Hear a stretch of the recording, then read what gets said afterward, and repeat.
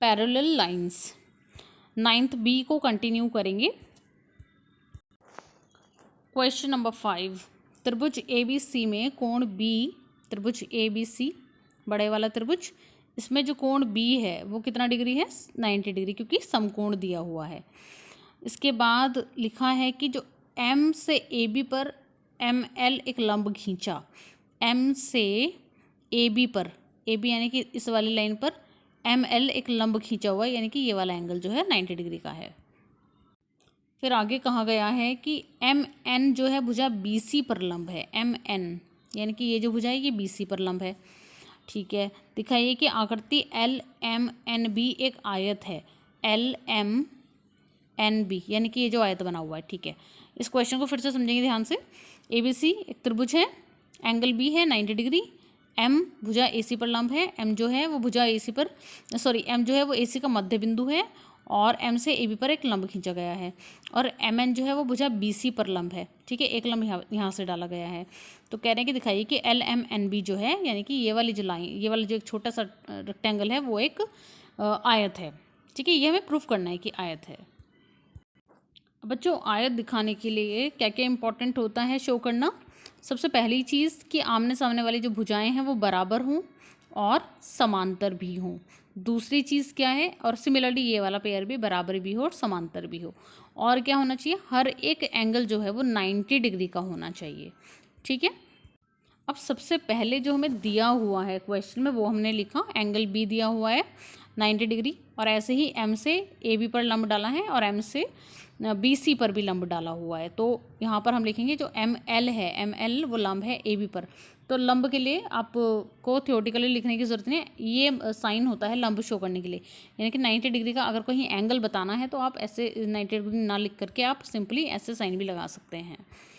तो जो एम है एल है वो लंब है, एम एल लंब है ए बी पर, और एम एन जो है वो लंब है बी सी पर। ठीक है, ये बात हमें दी हुई है। इसके अलावा एक चीज़ और दी हुई है कि जो एम है वो मिड पॉइंट है ए सी का, एम ए सी का मध्य बिंदु है। इसके अलावा अब हमें सिद्ध क्या करना है? ये तो हमें दिया हुआ था, सिद्ध करना है कि एल एम एन बी यानी कि ये एक आयत है, ये हमें यहाँ पर सिद्ध करना है। अब बच्चों, हमें क्योंकि दिया है कि एंगल 2 90 डिग्री है और ऐसे ही यहाँ पर भी लंब है, तो एंगल 1 और एंगल 2 दोनों ही 90 डिग्री के हो गए, और ऐसे ही एंगल 3 भी 90 डिग्री का है। ठीक है, अभी यदि हम एंगल 1 और एंगल 2 को ऐड करेंगे तो कितना आएगा? 90 + 90 कितना होता है? 180 डिग्री। ठीक है, 180 डिग्री आ गया। और अब एंगल 1 और एंगल 2 को जोड़ने पर अगर 180 डिग्री आ रहा है तो वो तो अंतः कोण हुए। तो अंतः कोणों को जोड़ने पर 180 डिग्री कब आता है? जबकि दोनों रेखाएं समांतर रेखाएं हों। तो यहाँ से एक बात सिद्ध हो गई कि जो एल एम है वो बी एन के समांतर है।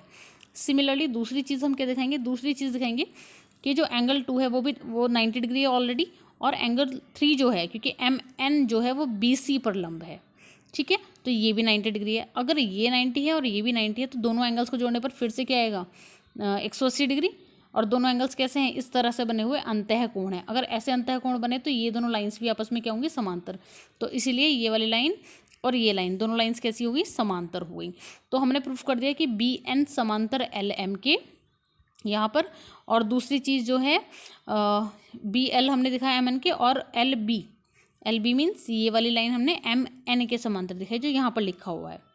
ठीक है, तो दोनों बातें हमने सिद्ध कर दी। L M parallel B N, L M parallel B N और L B parallel B N, और कैसे?